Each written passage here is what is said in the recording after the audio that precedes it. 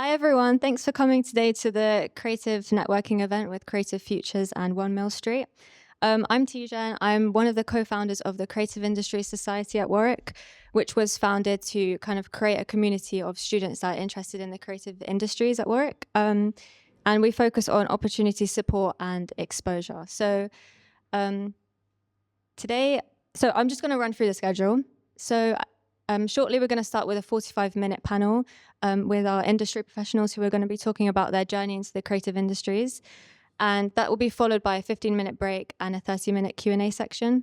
And then we'll end the event with networking.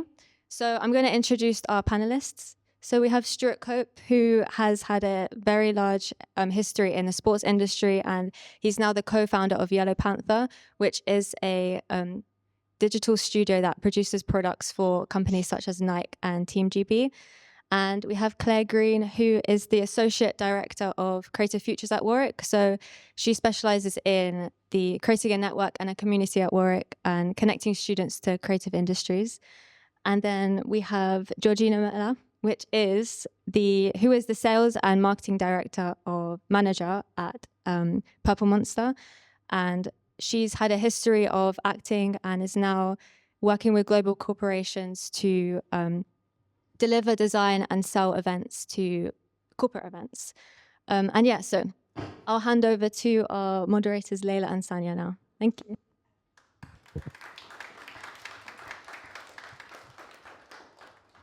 Hi everyone, I'm Saniya and this is Leila. And thank you, Tijen, for that introduction. So let's start off with the panel. So let's start with the very beginning of your career journeys. So as you know, the opportunities to work in the creative industries are endless, and a lot of students feel overwhelmed trying to pick a specific career within the industry. So could you share your experiences on how you narrowed down your interests when you first began your journey?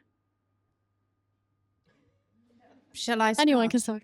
Oh, the microphone's definitely working. I wasn't sure at first. How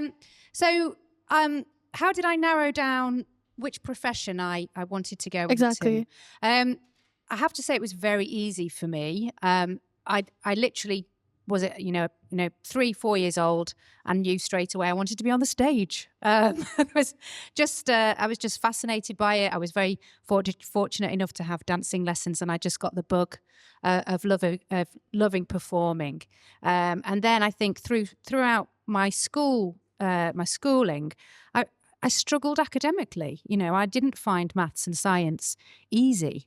I was very much drawn to art, of course, and English, and drama, and all of those creative, outlets. And actually, I found outside of school, I was going to as many acting classes and clubs as I could, and every opportunity I could find to perform. That's where all my energy went. And so there was really no other path for me. I felt like I put all my eggs in one basket, and just went for it. So yes, there was no narrowing it down. That's great. What about Stuart? You can go next. Claire? Yes. So it's really interesting because I also loved art. I wasn't particularly mathematical or into science, so I knew that I was going to do an art degree.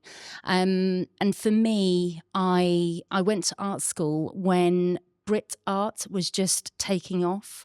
So there were a group of young artists, so Tracy Emin and Sarah Lucas, who were real disruptors in terms of our society. And that was my one inspiration, that I wanted to be the next Sarah Lucas. Hasn't quite happened. But I did a foundation. So I did a foundation at Central St Martin's where you try all different kinds of arts for a year and you just play. And then I specialised in ceramics and glass. And so I always joke that I played with clay for 3 years and left with very few employability skills, like I would say 0. apart from I can mould a piece of mud and make a bowl. This doesn't quite get you a job. But throughout that, I worked, I volunteered, I showed up, and I had passions. And I think in terms of knowing what you want to do, that gets you really far, because you can try a lot of stuff. And I knew that I wanted to work with people and I wanted to help people. I also loved publishing at the time, so I went into publishing, and that was my first job. So yeah. So I actually come from a market town called Sleaford in Lincolnshire. So it's a interesting place. All you can do in Sleaford is play sport, drink, or farm. So I chose playing sport, and it was always my intention to try and be a professional cricketer. But I found out that I wasn't quite good enough to be a cricketer, but I got a scholarship at Leeds Uni, did a degree in sports development. And if I'm honest, that degree didn't really do anything for me in terms of my knowledge, but the experience of university did. So I got my degree and I wasn't ready to work. So I moved to Australia. I lived in Melbourne for 2 years, and I was a director and kind of professional player at a club out there. So in the evenings and weekends, I coached and played cricket, but I was really into fashion. So I actually worked for Tommy Hilfiger for about 18 months in Melbourne. And my whole life was set up there. I had a long-term girlfriend, friends, place to live, a car. And then literally 1 week before my visa ran out, Tommy Hilfiger were going to sponsor me. So I was going to stay in Australia. But then 2 days before my visa ran out, they pulled it. So literally that sliding doors moment in my life was, I have to go back to the UK. So lost my job, lost my girlfriend. My whole life changed, poor me. And I ended up back at home for my parents. And I was like, shit, what am I going to do? I loved cricket. I had a degree in sport, and I saw a vacancy on the England and Wales Cricket Board website for a job at Surrey County Cricket Club. I put an application in, and then 2 months later, got the job, moved to London, didn't know anyone in London, and started my career in sport. And it kind of snowballed from there, really. But yeah, interesting story. If I stayed in Australia, I probably wouldn't be here today, and my life would be completely different. So it was a good thing, I think. That's great. I like how we have a variety of experiences. Georgina, you kind of always knew what you wanted to do. The rest, maybe you were experimenting, still figuring it out. And so could you talk a little bit more about how your interest evolved over time, maybe? How you experimented with different things and figured out to get where you are right now? Yes. Yes, I was an actor. I then put all my eggs in one basket.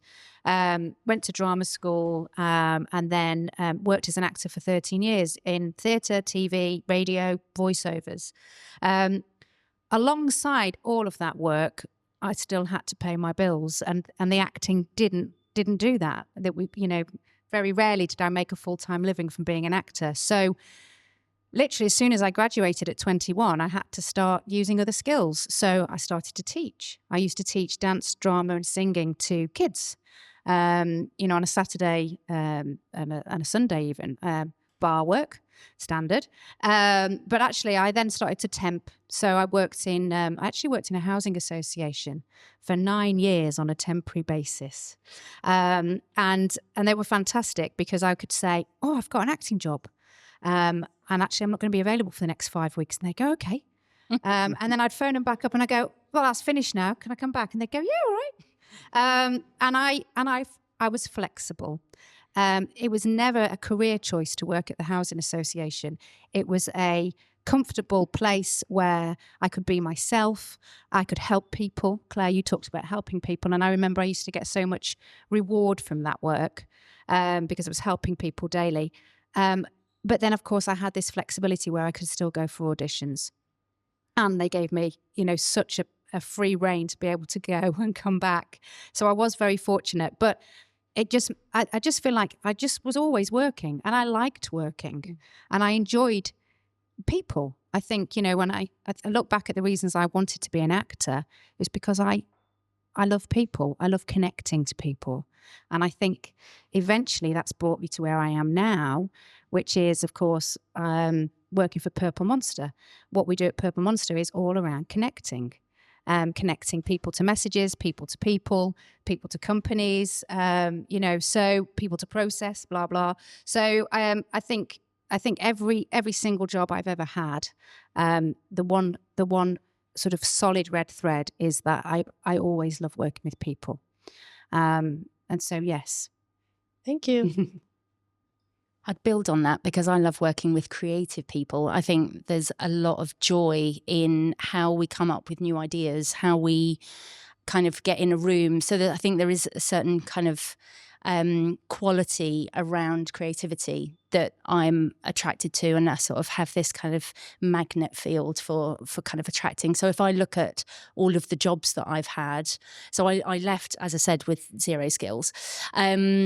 Went into the publishing industry and realised that it wasn't for me. And then I started work for a small charity that supported small businesses, so craft makers and designer makers who were doing weaving, jewellery, ceramics. So I had something to bond with them about. And I was helping them. So I was their business support manager for 3 years, and I literally would have them, I'd go into their studios and I'd help them on their businesses. But just in a way of kind of talking them through some of their problems, being that sounding board, kind of coming up with a little bit of sense when they were sort of in a wild state. And I did that for 3 years and absolutely loved it. The thing that I love about the creative industries is that there's a job for everyone. So although I know at Warwick you're on your course, you're on your journey, but this industry needs kind of new thinkers, it needs innovators, it needs people who are great with, finances and project management and law. And I haven't found a course at Warwick that doesn't apply to the creative industries. So there's a role for everybody. So it's kind of like, if you want to work with creative people, then this industry is good. I agree. Yeah.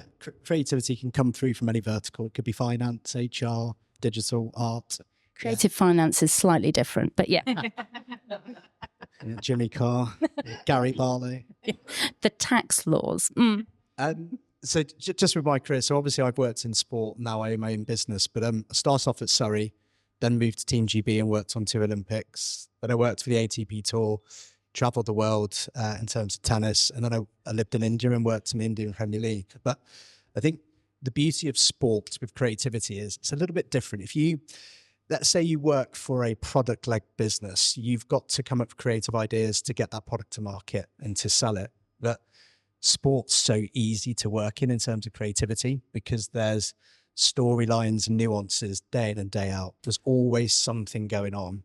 A performance, it could be Serena Williams, having a baby and then winning a tournament.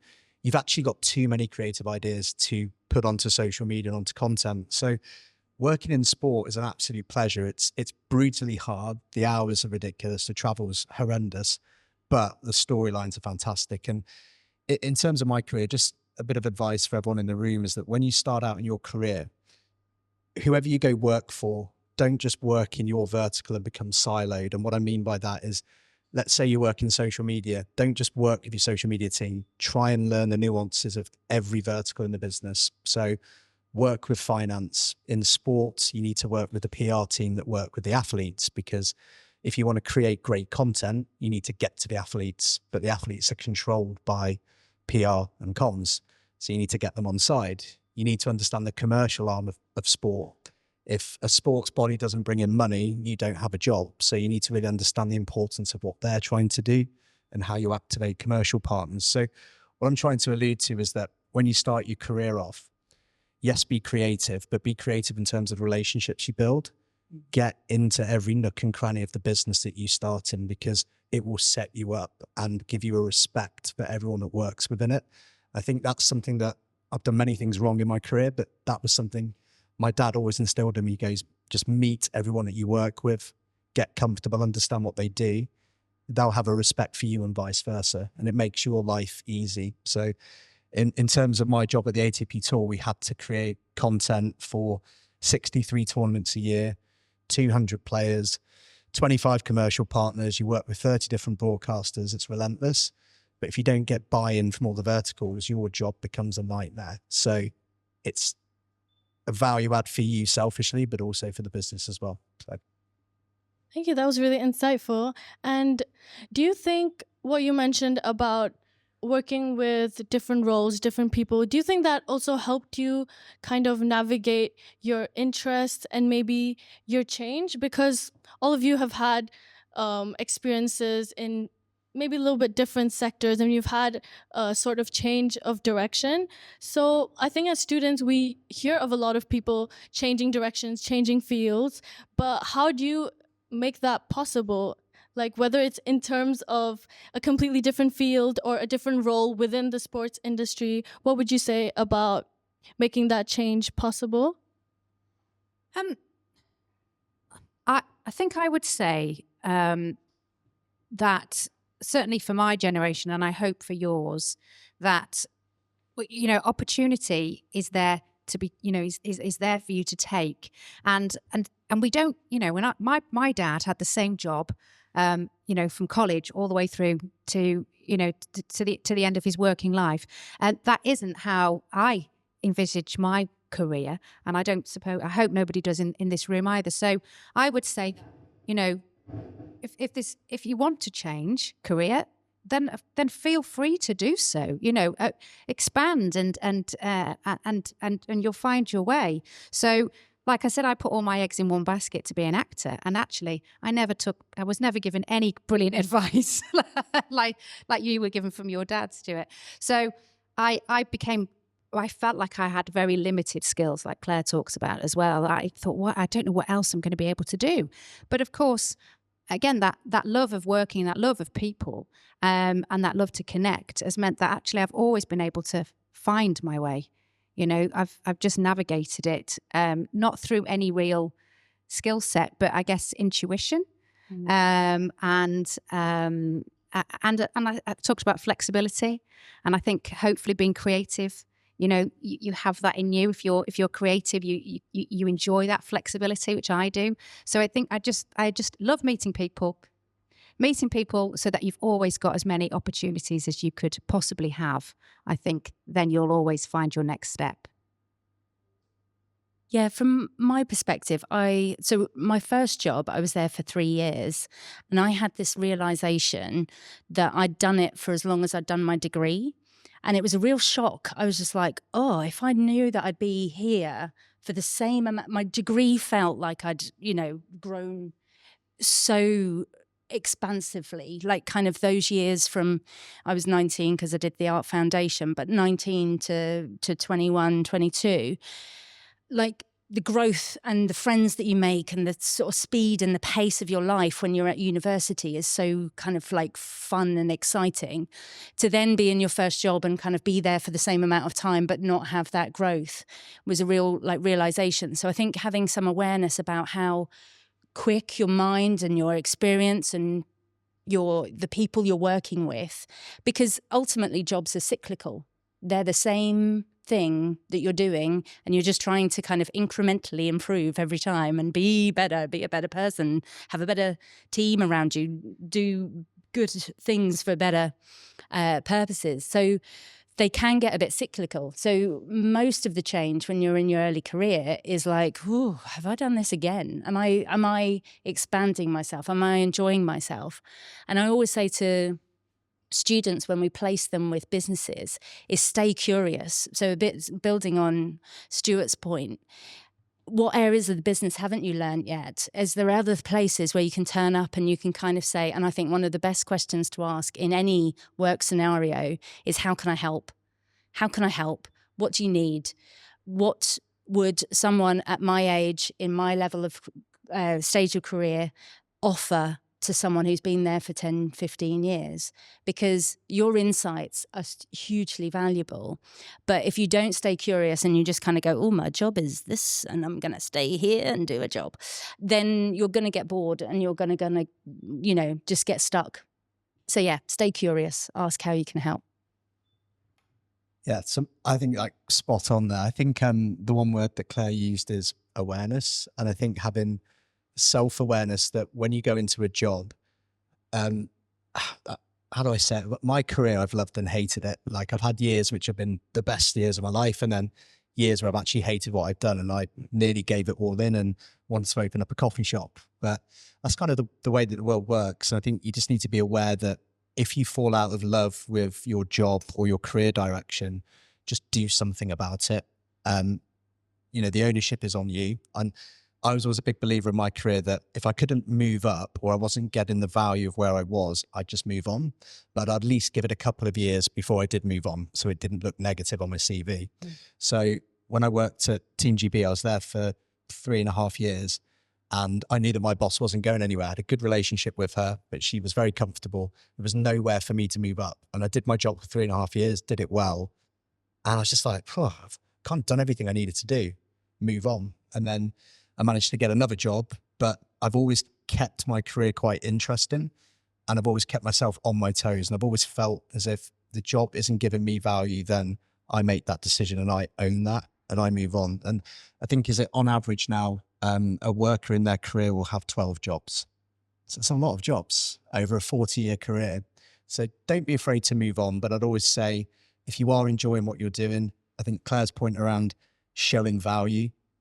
If you work for me, for example, at Yellow Panther, I love when my team come to me and say, I've learned this skill, I'd like to help you on this, even if it's nothing to do with their job. That's just showing a willingness to like roll their sleeves up and really show value to me in the business. And that value will be rewarded. It'll be rewarded with more experience, with better pay or promotion. So I think just be self-aware. If you don't love what you do, just get out there, just quit. There's nothing wrong. It's actually brave quitting and doing something you love, because you spend so many hours at work. God, I'd hate to do a job that, you know, just defeated me. There's nothing worse than that. So to self-awareness, I think, is key. Yeah, I think for me and maybe other people as well, there's always that fear of kind of, what if I go into a career and I get bored, or that fear of it being very stagnant. So I think that was very underrated advice that you guys gave about curiosity, self-awareness, and just doing something that you genuinely feel is of value. Yeah, so like you all mentioned these sort of transferable skills in a sense, like you mentioned curiosity, self-awareness. Would you say these are transferable skills that have helped you in your career, that sort of builds upon each other to get you where you are right now? Or anything else? We were joking earlier that you never stop learning. So we haven't cracked it. Like it's one of those things that I'm constantly learning. So it's good that I work for an organisation that puts on training, and I put my hand up to every kind of training that I can get. But I'm also, you know, reading articles, keeping abreast of things, you know. And so I think in addition to kind of skills that you can kind of learn on the job, there are those soft skills. Like I find a breakdown in communication can happen so quickly.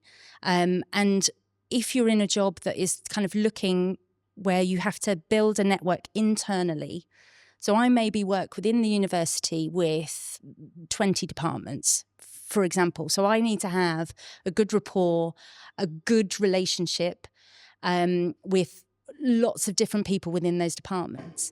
Then I have to then match that with the external kind of creative community and businesses. And so rapport and how you carry yourself and who you are, and, you know, that starts to form part of your character. You live and breathe your work. You don't go home and you're a completely different person. You need to show up as you are.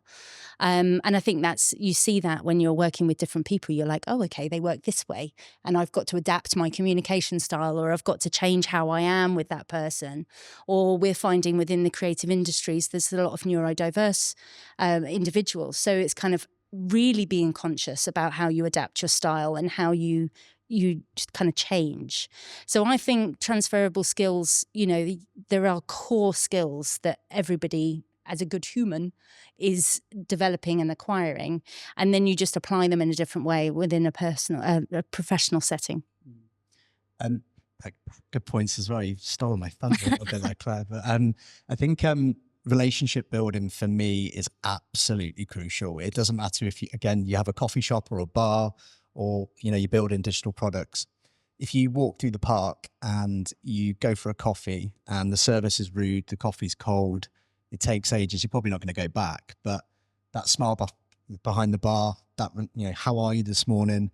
Those small little things work in the workplace. And in terms of my experience with Yellow Panther, so obviously I worked at Team GB that I mentioned, and now we've secured them as a client. But we only secured them as a client because I kept good relationships with the team.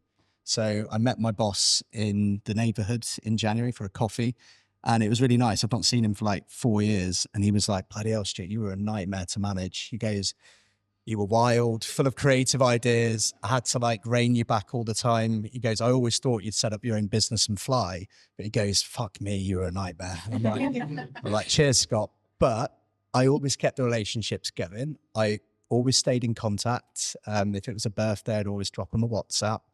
And because I always worked hard, treat people with respect, now some of the clients that I work with now are people that I worked with in the past. Is he a nightmare client? Is he getting his payback now? Wild. They're not the easiest, but no, but I just think building relationships is key. Just don't forget that. And I think sometimes you have to be a bit of an actor in the workplace. If you're an insular character, you're introverted, you kind of got to get out of that shell. And I'm not saying you shouldn't be yourself, but just building relationships, making sure, again, you understand what's going on in the business, just being someone that the business relies on and sees as a positive asset, that's huge. And that's lost a little bit now with COVID and everyone working behind a screen. But if you go into the workplace, be a game changer. Just be someone that people gravitate to, even if it's not natural. Put on a bit of performance, because people that are senior will see that, and that will make you fly within the business, and you'll be a value add that hopefully will move on and do really well. Yeah, and I think just again to obviously echo what Claire and Stuart have said, and this relationship building, and like you say about becoming a little bit of an actor, it's easy for some people. For some people, it really isn't that easy. And I think if it isn't that easy for you, you know, remaining curious, remaining open, that can I help attitude, that doesn't require an actor, you know, to deliver those qualities. I think authenticity is very important, and I think we've all talked about that. And I certainly know that I've really felt the benefit of that. You know, being able to have a temporary job for 9 years where I sort of picked it up and dropped it as often as I did was purely because I was good at the relationship building. Yes, of course, I was an actor, so there is this element of me that can, oh, what do you need? Yes, I'm here. Here I am. But that was just me being authentic, my authentic self. So I think remaining true to yourself, but being curious, being flexible, and consciously looking for those relationships is definitely those skills. You always need them. Yeah, that's actually great. I think that's going to help students because, I mean, it's scary entering the workforce, being new to everything. So it's definitely good to know that there's some skills that students can work on, and, well, we can become better at them, and it will eventually help us. So sort of back to that advice, when you look back at your past self, to sort of think about, like, if you put yourself in our shoes, like, what advice could you give to your past self if you were in our shoes right now? Is there any advice that you would give your past selves before starting out on an exciting journey? Soho in London 4 times a week. It costs you when you go into work the next day. Those were my best years. Yeah, let your hair down. I think I took myself so seriously when I was, you know, I worried about my future to the point of kind of despair, you know, to kind of, because there's some things that you're in control of, and then there's some things that are completely out of your control. And I think now when I look back, and when you look back, you see things in decades. So like you're seeing things in maybe kind of, you know, high school, university, like chunks like that. I look back and I'm like, oh, in my 20s, I was like this. But there was probably 3 stages in my 20s of emerging into becoming the woman I am now. The accomplished in her 40s. But I think when you look back and you kind of think, I worried over stuff that I didn't need to. I fretted. I sat on kind of thoughts that I had no control over. So looking at what's in your control and what's in your what you can kind of affect is really my one piece of advice. And also going with the flow a bit. I think going back to that point of it doesn't really matter. So, you know, my smallest job was 18 months, but it was that feeling of like, I have to get out of here, you know, and when you trust your gut to go, oh, I gotta get out of here, this isn't sitting right. And it might just be the team has changed or the work has changed or the environment or you're bored of the commute. That's okay, just get out. Like one of my funny stories. So I worked in London Chamber of Commerce. So I went all of this arts, charity, creative, and then I went to the Chamber of Commerce. Who here knows what a Chamber of Commerce is? One person, two people, three people.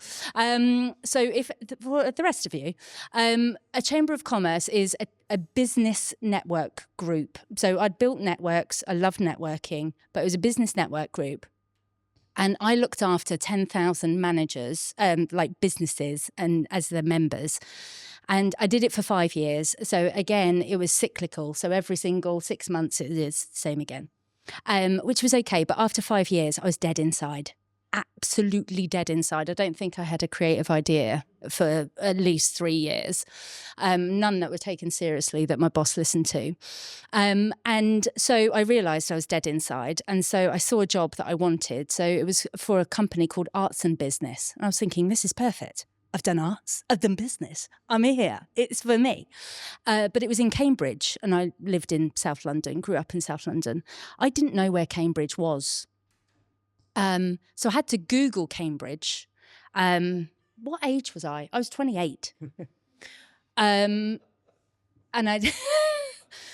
so still we're in the decade of growth.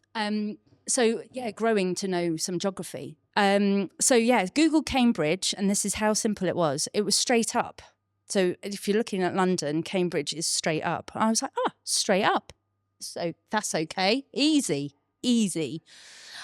Moved my entire life, got the job, moved my entire life, and worked in this environment where I was totally out of my comfort zone. And they were the best 2 years of my life where I started from scratch. I had no friends, I had nothing. And that was so liberating. I've forgotten the question, but what I'm saying is, you know, get out of your comfort zone sometimes. What was the question? Now we have to retrack. Yeah, I also forgot in the meantime. No, I have something to ask. Yeah, so you've talked about more of skills that you yourself have found to be useful for yourself. How about as an employer, if you're hiring someone, especially if it's more of a short-term placement or an internship, what do you look out for in someone new coming in that makes them stand out, especially in a creative role or the creative industries? You can go, Stu. What do I look for with my team? So we've got a student placement person at the moment, and she's been absolutely amazing, blowing my mind with how talented she is. And what I look for is attention to detail. So sweating the small stuff, I think, is super important because it compounds and then it has a real big effect. And small stuff could just be terminology of an email, or writing a pitch deck and just making sure that it's spell checked correctly, or you're using our brand in the right way. But attention to detail is absolutely key. I think time management as well. So when I worked at Surrey, the CEO is a guy called Richard Gould. He now runs England Cricket. He's the CEO there. And he had a rule in the business, which I absolutely loved. He goes, you do your bloody meetings in the morning and you do your work in the afternoon. And that was a rule within the business. And if he saw you having a meeting at 3 o'clock in the afternoon, he would literally open the meeting room door, like, get out, back to your desks. And he used to work in the army, so he was very structured. But we're in this cycle. I don't know if it's the same with you two, but we love meetings these days. We have meetings. And it's like, actually, if 70% of your diary is just meetings, you're not really doing any work. You're just talking about work, and then that compounds and you're not getting much output. So attention to detail, I think managing your diaries correctly, making sure that if you do have a meeting, it can just be a 10, 15-minute meeting, get your actions done, and then get back into work. I hate sitting in meetings for 2 hours where it's just an hour and a half of wasted time. So that's pretty key. And I think also as well, it's just research and development. So if one of my project managers, let's say we have 2 PMs working on the Team GB project, we're building a mobile app for the Olympics, basically to get fans to engage with Team GB, attend fan zones, see what's going in the world of the Olympics. But I wouldn't ask my PMs to do it without spending a week or 2 researching Team GB's brand, all the data metrics from the previous Olympics, who are the athletes, which sports they're competing in, where are the fan zones in the UK, who are the commercial partners. I really want them to understand the nuances of what they're delivering. So R&D is key, because you can't deliver a project if you can't get under the bonnet of the car. You need to know the ins and outs of it. So attention to detail, good time management, and research and development's key. And last thing is just working hours. We have a rule in our business where it's not 40 hours a week or 9 to 5. If you want to come in at 10 and leave at 4, but you've done your work, that's cool. If you want to get in at 7 a.m. and leave at 2 p.m., go to the gym, go to the park, go for beers, that's cool. Just get your work done. Make sure the clients need you when you want, but just do your work and your work hours. I think there's nothing worse than seeing someone sat at their desk for 12 hours a day and actually you're not really doing anything. So get into work, smash it, enjoy life. Got any jobs going, Stu? Actually, we have. The past question was actually advice that you could give to your past self. Stuart, do you want to talk? May Or I? yes, Do you mind, please. Stuart? Please, Georgina. I think advice I would give my past self. I mean, yes, I've I've given it myself now, of course, at 46, and sat here tonight listening to you guys. I definitely didn't have enough self-belief.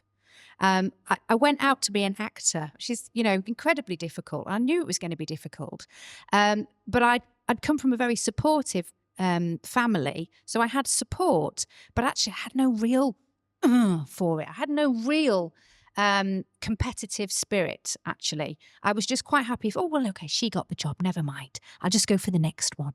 And I would actually tell myself not to be so polite. I would actually tell myself to actually, a bit of that fire that I've got in my belly now, that I've learned and gained through, through life. But I didn't have that. But I think that could have been instilled in me a little bit more. I could have found that and channeled it more. I definitely would have given myself that advice. Yeah, that's great. And what about the challenges? What challenges do you think? Because there's definitely going to be challenges at the start when first starting out. What would be your advice to students sort of on overcoming challenges? And this could be any sort of challenges, honestly. I'll do this one really quick. I think just ask questions and don't feel embarrassed to ask stupid questions. If you're working in a good environment, that should be encouraged. So if you do not understand something, just ask, because when it manifests and you keep it to yourself, you get anxious, it snowballs, you worry. It's no good for you. It's no good for the business. So just ask questions. Yeah, even if it's on Microsoft Teams or it's tapping someone on the shoulder, grabbing a cup of tea. Never feel stupid to ask a question, because no question is stupid if you don't understand it. I think what I'm spotting with, some of the people that I have managed throughout my career, and also looking at myself, some of the challenges are around your mental health and around, how much you bring into your job, or how much that outside challenges could then affect your professional life. And it's a really hard balance, because I think that they're interlinked. So if you kind of start to bring, if you feel low or kind of sort of unhappy, and that comes into your work, then your work starts to suffer, and then it's a kind of a cycle in terms of how you're doing. So it's having that balance. And I heard something recently about when it comes to feedback, because I think sometimes, you know, managers are really crap at giving feedback sometimes, and it can come across as blunt and it can come across as quite sort of direct. But I heard something recently which said, when you receive feedback, receive it professionally, not personally. So how to take something in a work environment as I'm doing a role. And if someone was to evaluate your role, they wouldn't be evaluating you as an individual. They would be evaluating, we asked this list of things needed to get done, were they done? And I think that then it kind of takes the person out of it. So if you can take yourself out of it and not take things personally and have a professional sort of self, then I think it means that there's a sort of a line in terms of those challenges and how much you bring into your kind of daily work. Yeah, so basically, asking for help, sort of not being afraid to ask questions. Yeah, I think this is really helpful, actually. Yeah, and what about maybe let's focus maybe on more the transition from being a student to getting opportunities. So thinking about more of what students can take advantage of to enter that. I can help with this. LinkedIn, just if you're applying for jobs, just make sure when you apply, you do not do a templatized CV. The CV is bespoke. You reach out to the recruiter or the owner or the manager that you potentially would work for, and be creative with your application. Because, for example, we had a marketing manager job go on the market 3 weeks ago. We had 120 people apply in 3 days. I had to close it because I do the recruitment myself within my business, because I want to make sure I find the right person, and I feel that I understand the business better than anyone rather than hiring a recruiter. And it's just interesting seeing the sheer high quality and poor quality applications that come in. So I'll see a CV, if it's templatized and it's not bespoke, I won't even look at it for more than 10 seconds. So it shows that you need to personalize it. Make sure you reach out to me. There was one girl, she lived in Hertfordshire. She did a interactive CV. She created a personalized video message to me. And she also put together a link of a show reel. And I was like, holy shit, she's super impressive. Bang, she's getting an interview. So just put the effort into your applications, because they will not get shortlisted if you don't. The world's moved on from just blanket sending CVs. So attention to detail, bit of creative thinking with your CV. I also think if you design it on Microsoft Word, I know some big corporates, they have HR tools where if it's not done on Word, it won't get through. But if you're not applying through a big job portal, have a creative CV, do it on Canva for free. Just make sure it looks great. Okay, it really does matter. So you're your own brand. Make sure you represent yourself well.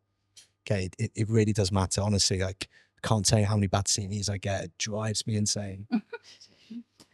I've got something to add there. So I would say don't wait till you graduate to work. So when I have recruited in the past, and you get quite a lot of graduates that then apply, and the number of them that have not had any work experience. So when you ask questions like, how are you, capable to deal with small businesses? Have you had any experience of working in a co-working environment? Or, so those questions. And if you only have experience around your university experience, and you're compared to someone who maybe has 2 or 3 years experience of working in an office environment, that's very hard to then compare. But if you did something outside, if you volunteered at a local museum or art gallery or film studio or, a business to kind of go, I'm going to volunteer for 6 weeks in the summer, that then will give you a ton of experience that you wouldn't have had before. And it just shows. It just shows. And I know within Warwick, we've got huge communities of active and enthusiastic students that get involved with the Student Society. And I think what you do within student societies is really valuable, but also it needs to be above and beyond that, because it gives you more texture in terms of the different kinds of people that you're working with. So getting a variety and diversity of experience is huge. Yeah, Georgina, maybe you could talk about, how as students we get, we have the pressure of like, oh, is this company going to hire me? Am I going to get accepted? But I think it's also important to think about, as a student, do you want to be in that company? So do you have any advice of how you sort of choose somewhere you want to work in? Maybe, for example, how did you find out that you wanted to work in Purple Monster? Yes, that's a great example. So I moved from Manchester to Leamington. I was still acting at the time. When I was based in Manchester, there was loads of acting work. There was loads of theatre companies. There was loads of TV production companies as well, Granada, ITV. There was also line productions out in Liverpool. And I could actually get to a casting or an audition sort of within an hour and get back to my temp job. So, I was constantly I was accessing these auditions and castings and these opportunities. When I moved to Leamington, it was incredibly difficult. There was nothing here. So I either had to go all the way back to Manchester or all the way down to London. Then it was going to take me a whole day. I was going to lose a whole day of my pay. And so, yeah, this was a huge change for me.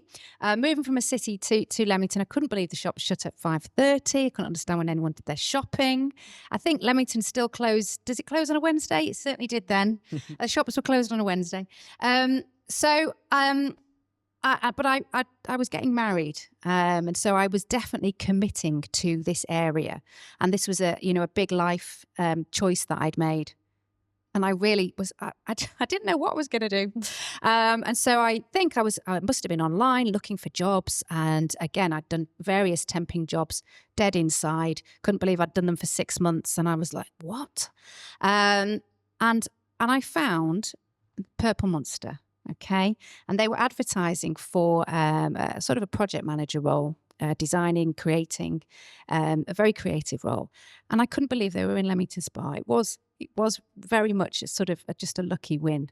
And so I went along for the interview. And in fact, actually, I think the interview was for an office manager.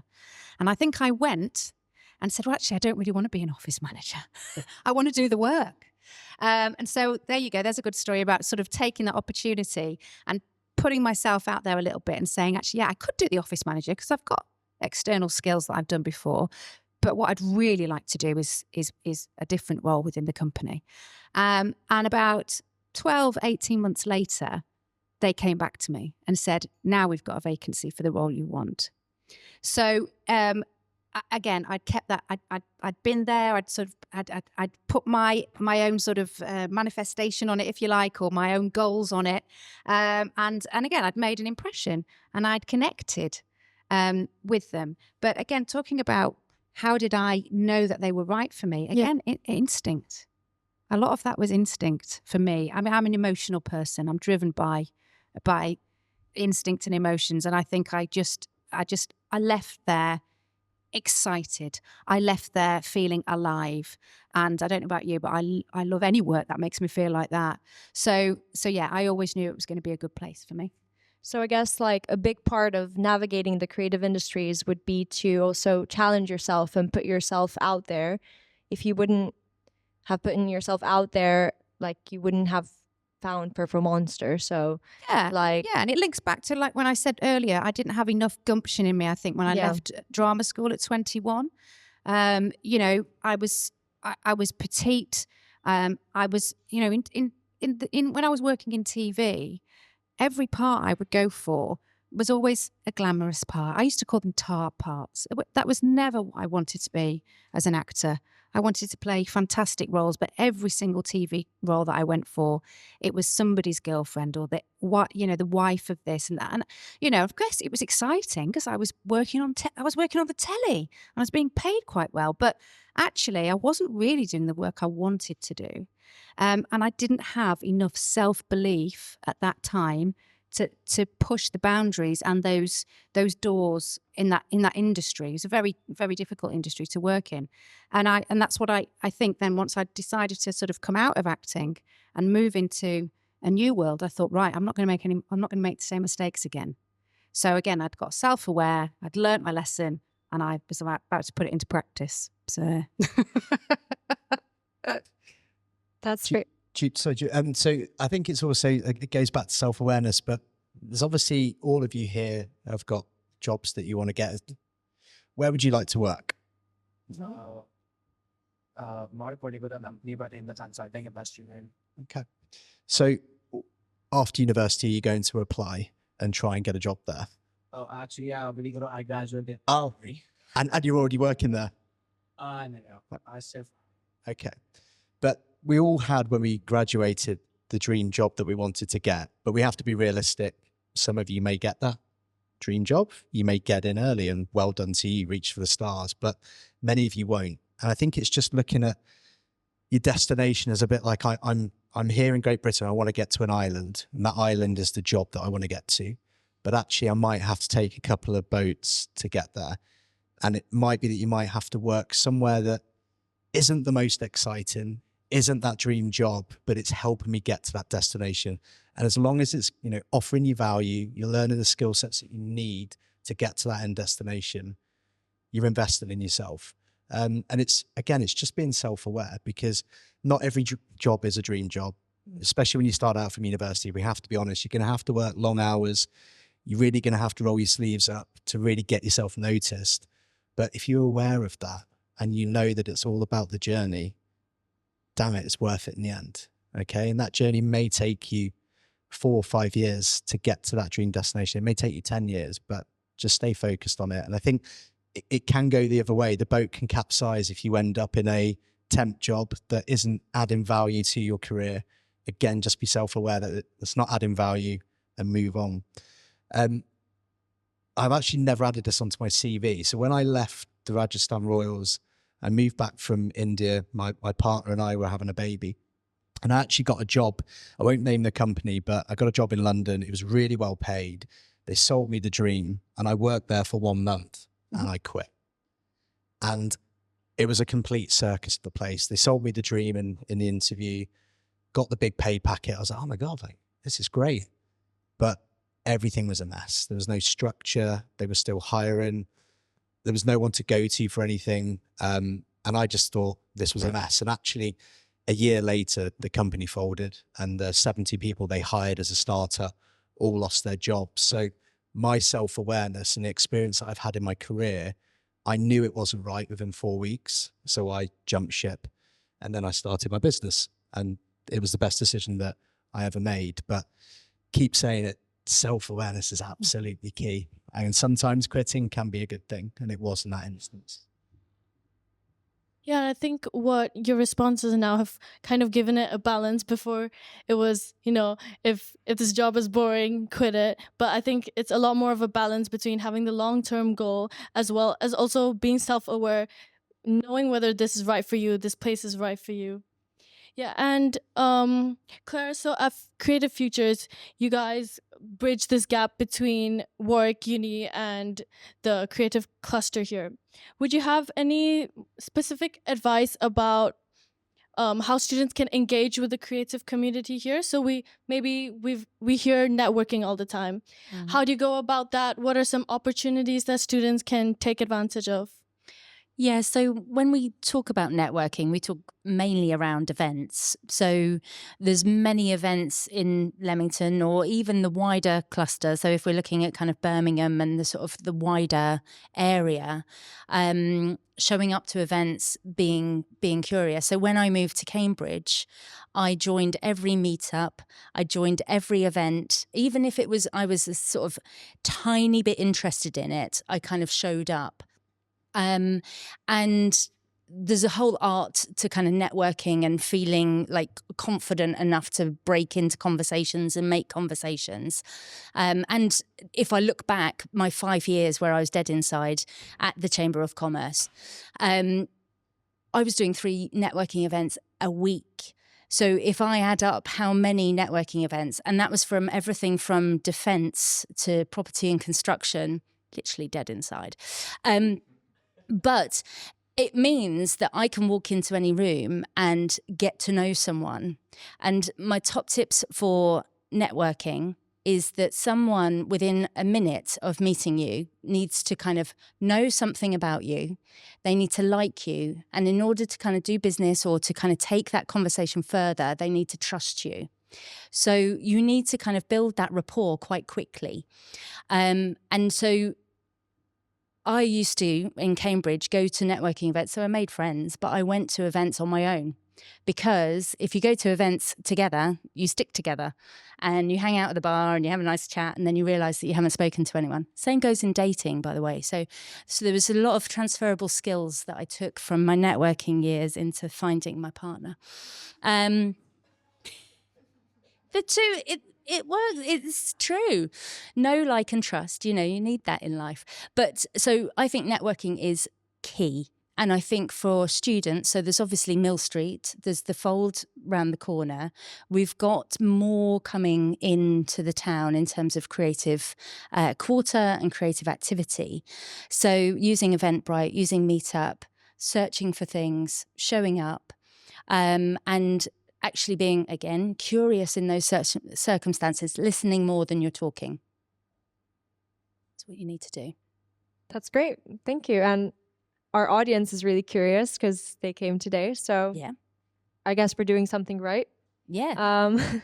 But yeah, thank you so much for these insights. I think they really helped everyone. And I was just wondering, what does your business do? Right, the elevator pitch. So we're a digital studio. So we work with sports brands, e-commerce companies, and B2B brands. So, for example, TGB will come to us with what we call an RFP, a request for a proposal, which will mean they want us to build technology for them. So in this case, a mobile app. So we build mobile apps, websites, e-commerce stores, booking systems. We build mobile games. We essentially are the service provider for brands that want technology to be built. So the main selling point of our business is we try and make whatever design we do really funky and premium and different. There's a lot of agencies that do like templatized apps and websites, and they just churn them out quickly and sell them at low cost. We're not expensive, but whatever we build is unique to the customer. We're very big at, I think, in our industry, especially within sport, agencies get hung up on F1 do it this way, so we must do it that way. I'm big on, we look at the entertainment space, we look at industries that are 4 or 5 years ahead of sport for inspiration. We'll look at Airbnb if we build a booking platform for a sports brand. So we build tech for sport, shopping, B2B, and we have fun for design. So essentially that's been our secret sauce. Thank you very much. I must say, if you want inspiration on content to put out on LinkedIn, follow Stuart. You're getting updated now, Stuart, sorry. But this man, the stories you tell on LinkedIn, literally, they are riveting. But the post that I love the most, it's only been half past one, so. He put out a post that had a picture of a broom. Now, when you're doom scrolling, you're going to stop when you see a picture of a broom. And it was relevant LinkedIn content about jobs, wasn't it? About kind of picking up and kind of doing the job that's needed. I can even remember it now. But, so it's really inspirational. So I think just follow Stuart on LinkedIn, because I think the content and the stories that you share, and you're promoting a business, but it's none of that kind of transfers. Oh, you really make me blush. But I do get my friends tell me, oh, you're a dickhead for posting on LinkedIn. And it's really interesting because sometimes I do feel like it, but hand on heart, without LinkedIn, we wouldn't win half the clients that we've got.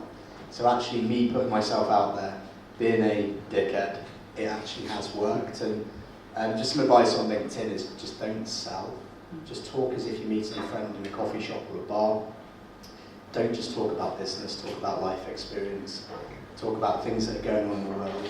And I hate this term like be authentic, but if you're not authentic on LinkedIn, you don't cut through. So if you're not on LinkedIn, you should be on there. You don't necessarily have to post. You can just be one of those silent voyeurs that watches. You looked at me then. Yeah, hello Clare. Sorry, my bushes the other day. But get on there because it does help. And I hate being kind of a personal brand for my business, but it has a lot of work. So we don't really have a sales team. The sales team is me and one other like staff member. But we're driving good sales at the moment, and LinkedIn helps with that. So if you're going to set up your own startup, please get on LinkedIn. It will help. Do we have a question? Or is there? Oh, yes. Hi, this question for Georgia, isn't it? Yeah, George. Okay, sure. I know you said how you felt that you had all of your eggs in one basket. How would you recommend, per se, like scattering those eggs and branching out? Yes, so I think very similar to what Claire and Stuart were talking about, which is about remaining curious. I think I was talking to these lovely ladies earlier on in the break around, actually I found education very difficult. I found school hard. I found it difficult to learn. I was in those sort of mid to low sets, and socially it was strange as well, because I was friends with the children, the girls who were in the top sets. So I would spend my lunch times, hanging out with these really smart girls, but actually I couldn't keep up with the academic work. So socially I was fine. So actually I just found school very difficult, and I actually didn't really like education. And so, Claire, you talked about having work experience. Again, I said earlier, I love working, I still do. So from a young age, sort of that graft and earning as well. I like earning. We haven't really talked about money yet, so maybe we will now. So I loved doing a Saturday job, coming home with that money and that money being mine. And so I think I just had a really good work ethic from a young age. But so I was always doing different things, but this eggs in one basket, I didn't think I was going to be any good at anything else. And that's where I talk about having a bit more self-belief. So I think I didn't even realise I was learning loads of different skills all the time, because I had a million part-time jobs. But I didn't feel like there was any other career that I was ever going to do other than be an actor, because I hadn't found school easy. So I think hopefully you all found education in your sort of early years comfortable, and I think if you've got those sort of educational skills and those good habits, then actually just again use them. And that's it. I didn't. I don't need maths. That's the end of that. So I'm going to be an actor, and that's it. So just don't turn your nose up at anything. And I did. So yeah. Perfect. Thank you. I think I can add to that as well, is that what I've realised with your generation kind of coming out and graduating in a couple of years, the same boundaries don't apply. So you can love film but work for a big kind of tech company and use that passion in that industry. So, you were talking about your dad kind of working at the same job. My mum did pivot her career, but then she just worked in the NHS, and that was her kind of career. And I think I've changed that. I've kind of disrupted that in terms of what I'm doing. And then I'm looking at what my daughter's going to do, and I kind of think, any of her passions, all of the boundaries that you kind of think are in the world of work won't necessarily be there. The other thing where I was talking about the kind of disruptors, it's up to you to kind of disrupt and kind of change. So, Stu mentioned about being a change maker within an organisation. That's in your control, that's in your gift. And you can change things. You can kind of be like, oh, I don't like how that works, and I'm going to suggest it differently, and I'm going to change things. I feel like you've kind of got the kind of motivation to be that change if you need to do it and not get stuck. Okay, so I have a question for Stuart. So in the early stages of Yellow Panther, what would you say was the hardest thing for you to get over, like a hurdle that you had? Oh, I could be here all night. There's a long list. Do you want me to answer that personally to me, or do you mean in terms of the business? Both. I think both would be good. Okay, we'll do the hard story. So, personally, so I didn't pay myself £1 for the first 10 months of running the business. So, I was lucky enough to have some savings, but I literally ate into 80% of my savings during that first 10 months because I've got a partner, a mortgage, I've got a 4-year-old, a beagle, which is very expensive. But it's pretty hard, like, knowing that is what I'm going to do going to succeed or not? And then every month you're just seeing your savings do this. You're like, holy shit, like things are getting tight now. Because the fact is, when you run a business, you have to pay everybody else before you pay yourself at the end. And when you start out, sometimes you don't get paid. You might get paid 1 month, then for 2 months you don't pay yourself. That's just the fact of being a startup. You have two routes when you're a startup. You can try and raise pre-seed investment, but then you have lack of control because you've given away a percentage of your business before you've even proved if your business is going to be successful. So you've got the added stress of reporting to shareholders, updating them on if is the business scaling, what your P&L is. Yeah, it's hard. We didn't want to do that approach, so we bootstrapped. So any revenue we made, we pumped back into the business. So that meant bringing in more staff, building more technology, so we have our own in-house products. Because I won't lie, I want to sell the business. If you're just a services-based business, when you sell it, you can get up to 5 to 6 times the multiple of the value of your company. If you're technology and services, you can get up to 10 times. So we decided to build products because that is IP with the business that we own, so it's more valuable.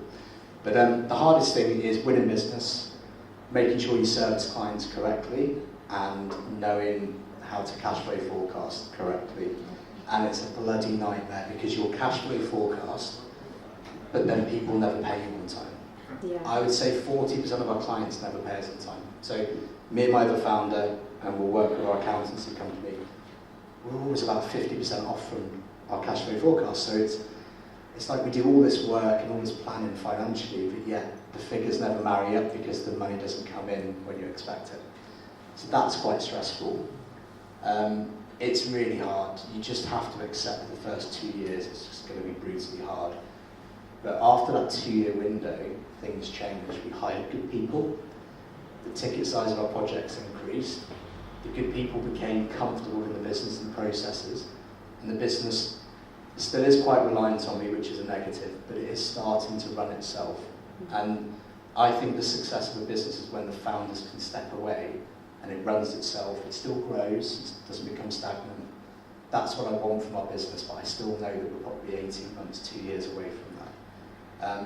But it's the best thing I've ever done. I've learned more doing Yellow Panther than I have in any other job. It's tested my personal relationship, me as a dad. I've become more tolerant, more patient. But if you do want to set up your own business, it's fight and flight, but it will be worth it if you really stay relentless and just stay true to it. But hopefully that answers the question. Yeah, so it's quite detailed. So in the early stages of your business, obviously, how did you go about hiring a team and building the best team for your business? How did you find that? Yeah. So I did all the recruitment myself. So me and my founder Gunjan, so Gunjan's the CEO and co-founder. I tend to run the UK business, he runs our business in India. Mm-hmm. So he does all the hiring in India, and he's a PhD student, software engineer, developer by trade. So he runs the kind of technical side of the business. I run new business, sales, marketing, HR for the UK. So I'm kind of like the face of the business, but Gunjan's like the engine. And he needs me and I need him. We're both worth the same value, in my opinion. I recommend always doing the hiring yourself. I've used 2 recruitment companies in the last year. Both have been an absolute shambles. It's cost me a fortune. The way they recruited, they were useless. They didn't understand our business. The candidates weren't right. I spent so much time canvassing people that they put through. Just didn't work. Finding the right people will dictate the success of your business and do it yourself, especially for that core team that you hire straight away. So get onto LinkedIn and read or whatever job portal you want, canvass the CVs yourself, do the interviews yourself. It takes ages, but I reckon I've got 80% of our hires right. I've made a few duds. So I sound awful, but you've got to hire fast and fire fast. If they're not right, you have to work that out and get them out of business, because if they're never going to be of the good enough standard that you require, yeah, it just won't work. It's best for them, it's best for you. But if you do it yourself, hopefully, you'll find the people that will make it work. So you said you're customer facing with like your business. So like, what would your best bit of sales advice be? Okay, well we had this chat earlier in the bar, didn't we? So again, so our secret sauce when we pitch and why we generally always get down to the last two agencies when we go for an RFP is we do a lot of free work up front because we're a challenger brand. So when we pitch against businesses that have been around for 10 or 15 years. So what do we need to do more? The other businesses have got bigger clients, they've got more experienced teams, they've got bigger credentials, they've got a bigger portfolio of work. Holy shit, how are we going to compete? Well, we've got to compete by actually doing more free work up front, and that risk pays off. So Team GB, for example, when we pitched down in London, we created about 50 concept designs for the app, created an 80-page pitch presentation, and our developers created an app, concept app on a phone. So when we pitched in the room, we had 4 phones with us, we gave it to the 6 people around the table, and they could feel what the app would be like in their hands. And when we won the business, spoke to the team at Team GB, they said no other agency did 90% of that work. So we had to choose you. But we probably did 30 grand's work for free up front. If it's a no, holy shit, I've just thrown 30 grand away. But we've got the project, Britain's most loved brand, that's what they claim. Olympic Games is huge for our business, so it was worth the investment. So when you pitch, put the effort in. And be creative. That's why we're here, aren't we? Yeah, no, I mean, my question was actually just about that last point, because probably most people in this room would identify as creative. I mean, if they didn't, they probably wouldn't have gotten this. They probably wouldn't have chosen this major or this degree or whatever.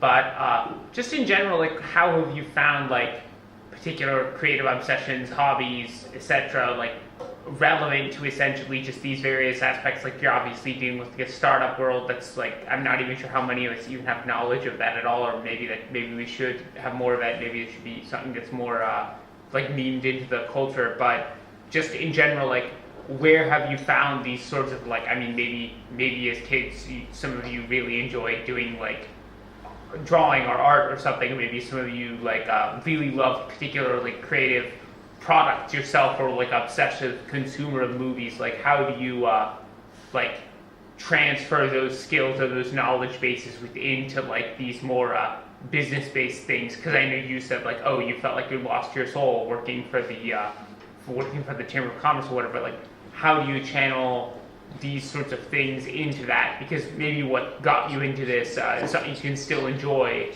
but then you can also work with these other things as well. Yeah, so some of my jobs haven't been creative, you know, so I think there's a distinction between kind of making art and being creative at work. So I think when you're kind of in your early stages of your career, you might not have much room to move or make it your own, which can sometimes feel like you're kind of just going through the motions, but it's hugely valuable.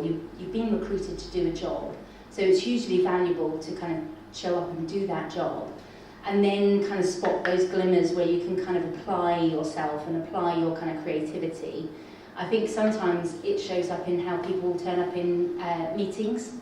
So if you're coming up with new ideas, or if you're always thinking that's slightly outside the box, or if you've read an article, or if you've kind of seen a TV show that applies to it, it's like, oh, I've seen something, so that you're offering value, like we've talked about. That can be your creativity, that can be your kind of new ideas and your spark. Like, I think it's about how you yourself keep that alive. And it might not be that your total 9 to 5 is giving you that all of the time. none of us are doing that all of the time, and that's okay. In terms of my practical creativity, so I loved art as a kid, so I did everything from painting to sculpture to, you know, collage, whatever, I did it all. And then, as I said, I specialised and played with clay for 3 years. And I still learn, so I've done an upholstery course, I've done screen printing, I've never gone back to ceramics. It's a bit of a... but I learn every year, and I find, and it's really weird, but like September comes round and I want to start a new course because we're conditioned from the age of 5 to start something new in September. So by January, when everybody's like, oh, new me, new life, you know, I'm starting anew. No, for me, it's September. So I have it in my mind, I'll have it now, what am I going to do in September? What project am I going to do that's going to light me up? And it could be a practical course, or, and I haven't talked about this yet, but I started with 4 beautiful women, 4 of us, started the Beam Network, which is a women's network here that runs every single month. And for me, that's where my creativity is channeled at the moment. So I did all of the graphics, I worked with Anna and we do all of the comms, and it provides me with that extra bit that fires me up and keeps me alive. So if you can't find it within your job, find it somewhere else. When's the next event? It is always the second Tuesday of every month. So I think it's the 14th of May, 8 till 10. At the Fold? No, here. We will run events at the Fold. We'll be in the Fold soon. I was just going to build on that a little bit, Claire, and say, you know, I was that kid. I just loved, you know, performing. That was, you know, I'm one of 4 children. People used to call us the Bob Traps. You know, if anyone's seen The Sound of Music. So we were just quite a jazz hands family. And so, you know, we would literally eat, sleep and breathe, you know, performing, and always sort of, yeah, we would watch all the films and reenact them in the living room. And, you know, that was my childhood. And actually that was it. I never wanted it to end. And so hence why I put all my eggs in one basket and thought I couldn't do anything else, and off I went to be an actor. And now I think when I look at those skills and that creativity, you know, the thing that drew me to acting was always about people, motivation. You know, if I was going to be playing a character that, you know, was a murderer, for example, you know, I needed to understand why, what had driven them to that, what had motivated them to that. And so my interest has always been humans. And, you know, I never called it psychology, I couldn't call it sociology, I called it just an interest in humans and why and what makes them tick. And so that has never left me. And so now, in any role, collaborating and working with many, many different types of people within a business is always fascinating. I love going to a meeting, and of course I'll meet lots of different people, and I love leaving and going, right, okay, now let me work out, what was he trying to do, and what did he mean by when he said that line, or what did he mean when he pulled that face? And that is kind of how, you know, I tick. And so yeah, I've never lost that. I hope I don't. Okay, thank you everyone for your questions. We're going to close up now and we'll have some time for networking until 8:30.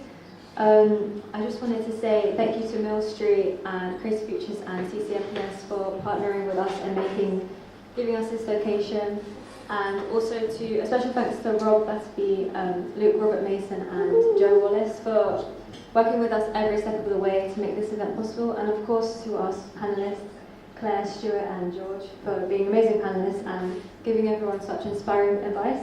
And of course Leila and Saniya, my other co-founders, for making this event possible. Thank you.